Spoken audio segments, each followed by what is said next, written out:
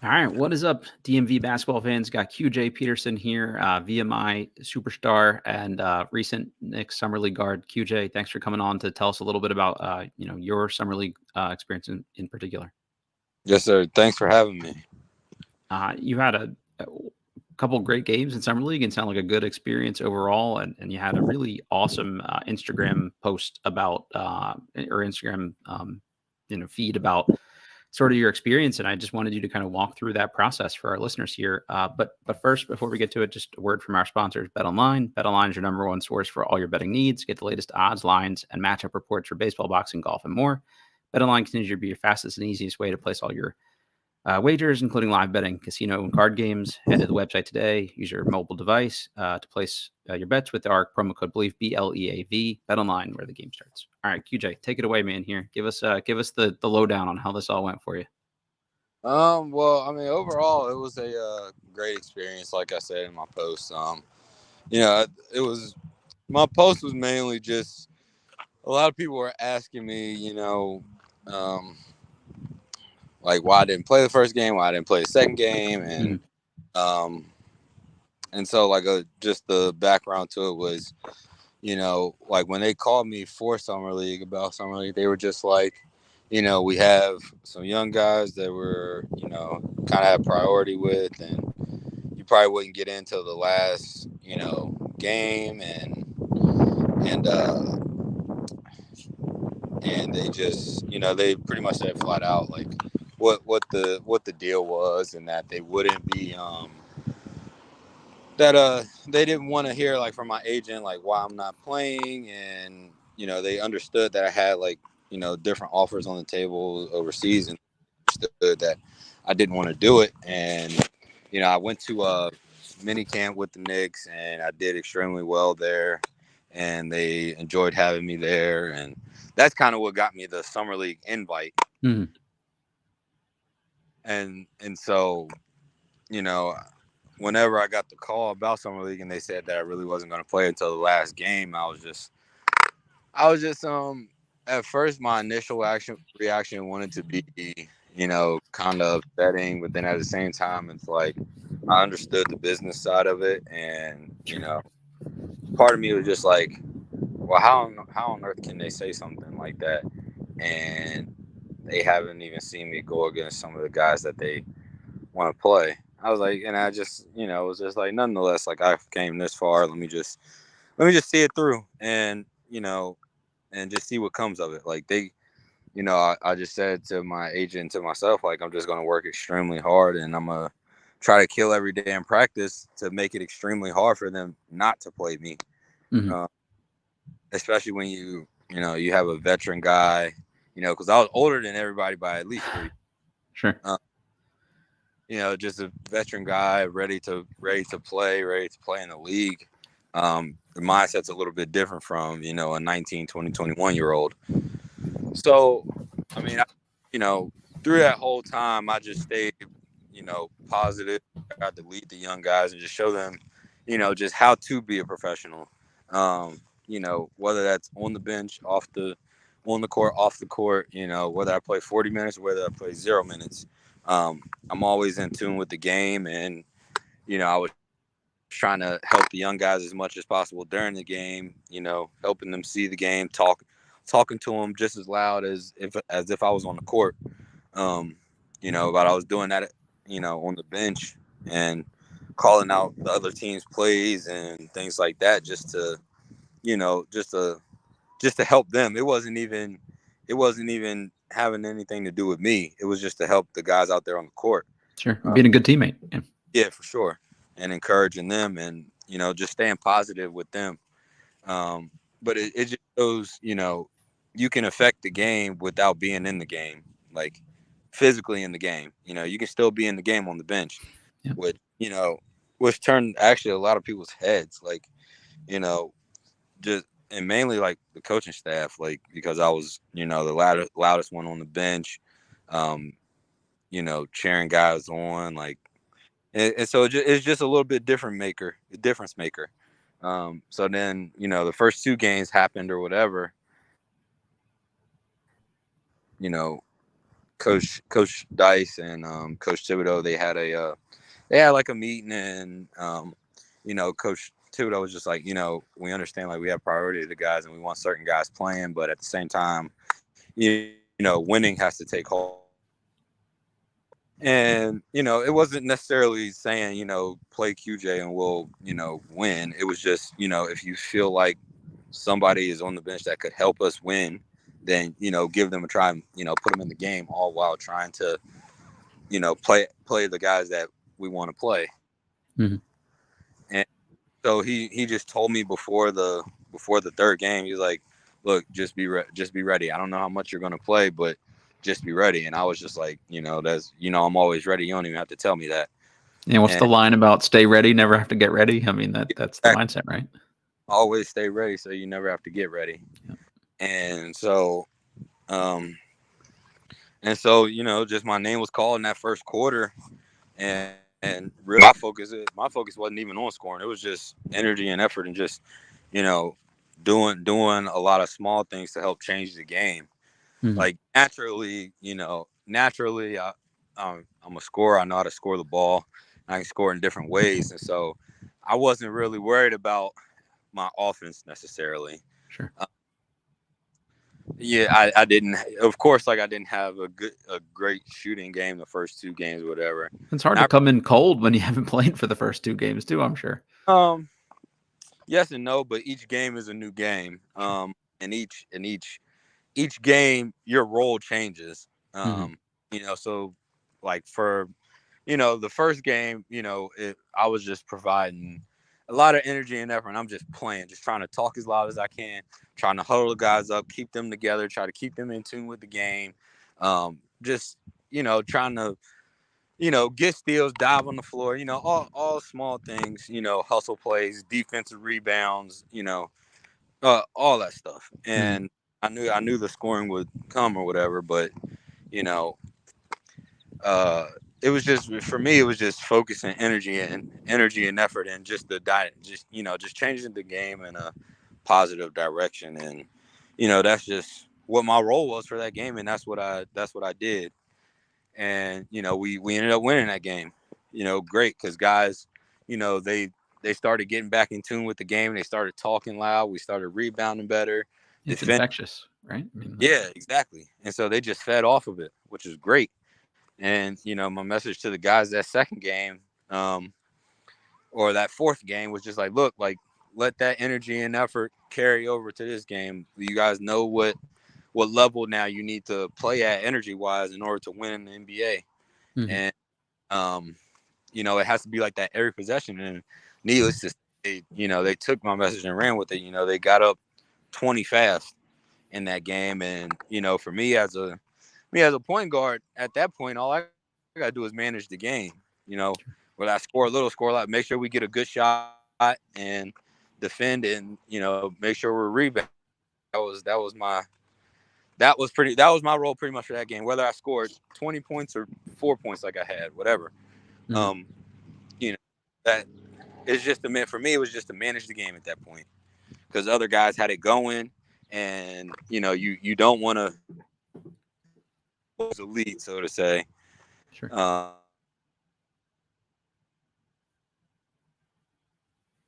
The final game was just out there and just be me, just play, just keep doing all the little things that I've been doing. And I wasn't necessarily, scoring the best throughout that game.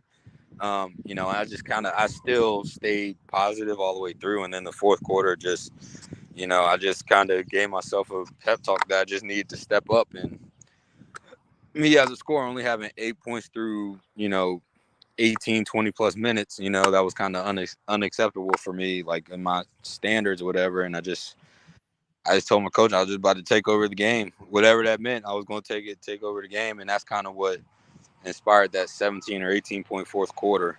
Cause we were down 13, and like my team, I felt like just needed it. And so that's just kind of how that fourth quarter just went, even though we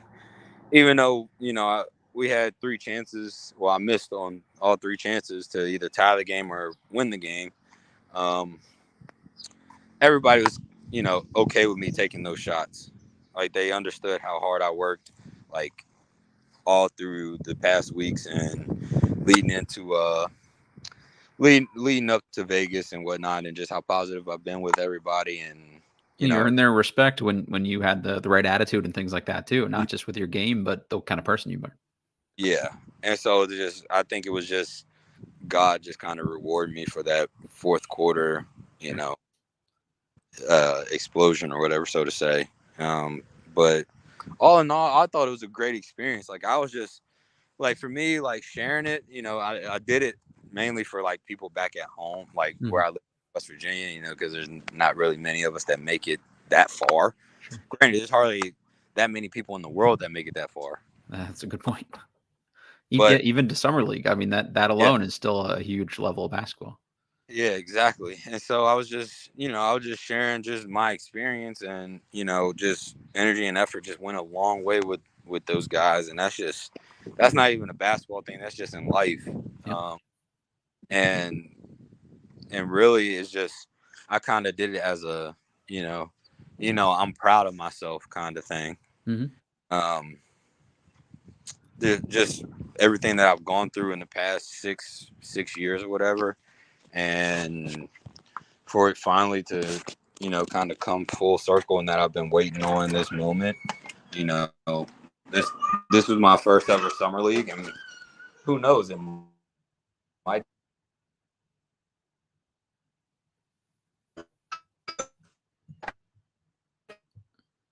You're breaking up a little bit on us there.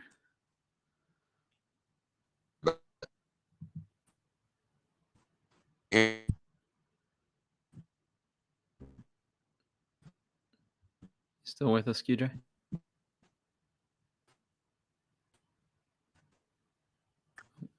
Apologize for the technical difficulties here, folks.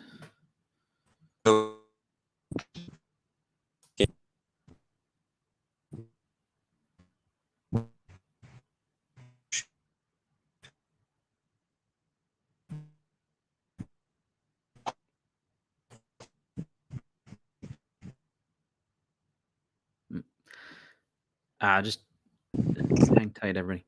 Oh, Hey, sorry. that's okay. We got you back.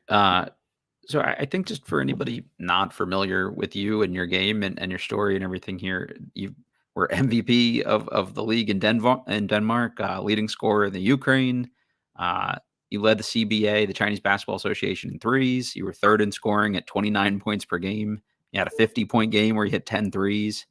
Across 4 seasons of college basketball, you scored almost 20 points per game. Basically, right out of the gate, you were a 20-point per game scorer. So it would have been really easy for you to come in and say, "Hey, I don't want to come off the bench. I don't want to do those things. I don't want to be a guy that doesn't play for 2 games." So I think it says a lot about you that you were willing to do that, and I'm really glad to see that it paid off and you got to turn some heads this last couple games. It definitely was a humbling experience, and it was, fun to say the least. Um, but I wouldn't trade it for anything. I mean, I was, it was also, I was super proud of myself, Mhm. you know, because I know a lot of guys wouldn't, take that role, Sure. or, necessarily take a backseat to guys when they feel as if they are, better, or like they deserve to play more, or, with just whatever it is. I just, is it a hard pill to swallow? Yes and no. Only if you. Whoops, sorry. That's good. It's only a hard pill to swallow. Only if you let it, so to Mhm. say. And I think that's just ego talk with a lot of people, with a lot of guys. Sure. Um, but like I said, I'm 28 years old. It's probably my first and maybe last summer league, because I'm older, and they generally don't want older guys. They generally don't want older guys playing in summer league, So I You mean, might have but just showed them that that's something they should think twice about in the future, though. Like, what it takes to be a good teammate. You've been on I'm sure you've played some games in some of these countries where there's nobody in the crowd, so you got to fire everybody up and get yourself hyped. So I think that might be something for them to think about in the future. Yeah, it's definitely, different for sure. I mean, it's definitely a blessing, I'd say. It was a blessing. And, I can't thank the Knicks organization for, enough for giving me opportunity to show, what I can do on that Any stage. any feedback from them? Things you want to work on or try to show an NBA team in the future based on what they saw from you? I haven't really gotten any feedback yet. I was giving my agent some time before I, Yeah, I got you. to see what feedback he's gotten. Hmm.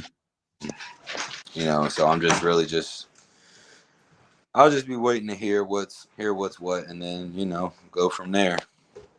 What's next for QJ Peterson here? Any plans for next season? Anywhere you're looking at or anything like that? Um, just gonna have to stay tuned. Really, right now I'm just focused on taking care of my little one. It's a pretty good goal to be focused on, I think. Yeah, that's it. Just trying to enjoy her, as you can hear her in the background. Um, Anybody you heard from as a part of your, you tweeted that out. I think it got a great response online. Anybody that reached out to you and gave you some cool words of encouragement or anything like that? No, I just seen Patrick Beverly retweeted and said keep going. Mhm. Ken Bazemore said the same thing. Those two are really the only ones that I've seen. I know like a bunch of high school coaches have seen it, college coaches have seen it. Sure. And it's just all about energy and effort and playing a role. And that's just I didn't I didn't make that post to try to go viral or anything like that. Yeah, I'm sure. I wasn't expecting that at all. That was like my last reaction. Um, I wasn't thinking that at all, and so it just happened that way. Mhm. Um, it happened to just blow up, and that's just I was shocked. I mean, for folks listening to this, we were talking about doing this anyway before that, but I thought it gave us, some extra context here to talk about it because I do think that's Here, an important message. And for us as, Wizards fans locally, they're kind of going into a rebuild. And I think they could use some guys like yourself with that kind of mindset and focusing on team and helping other guys get better and, playing for more than just yourself. I think every team could use more guys like that. So I was glad to see the reaction you got. yeah, You, Jag, I know you got to take care of the little one here. Thanks for making some time for us. We'd love to have you back on, talk a little bit more about your overseas experience in college and things like that too, and just especially when you figure out what you're doing for next season. So, hey man, yeah, thanks for making some time. I'm glad it went well, and keep us posted on next stops and things like that. yes, sir. Thank you for having me. Sorry, it's a little loud. It's okay, man. No worries. The little ones take priority here, so I appreciate you. And let's talk soon. Yes, sir. Thank you. All right. Take care, man. All right, everybody. We're presented by betonline.ag. You know the drill. Rate, review, subscribe, all that good stuff. And we will catch you next time.